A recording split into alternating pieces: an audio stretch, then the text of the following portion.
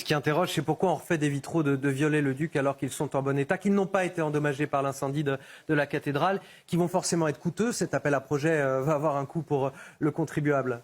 C'est ça qui est dingue, c'est-à-dire que ces vitraux n'ont même pas été affectés par l'incendie. Donc on va les ranger dans des coffres et puis ce sera fini. Oui.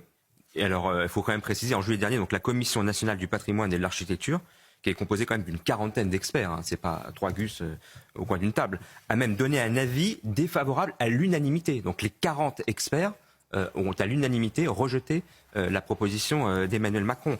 Il est précisé d'ailleurs, selon les experts, que les principes contenus dans la Charte internationale sur la conservation et la restauration des monuments, dite Charte de Venise, qui a été adoptée par la France il y a plus de 50 ans, recommandent de ne pas détruire et remplacer un élément classé comme les vitraux en question. Donc c'est une décision, c'est un fait du prince, c'est une décision d'Emmanuel Macron, une nouvelle fois, qui piétine non seulement la volonté populaire, parce que, à mon avis, l'écrasante majorité des Français sont à mon avis, pour qu'on préserve la cathédrale Notre-Dame de Paris dans son histoire, dans son patrimoine, dans son héritage culturel et architectural.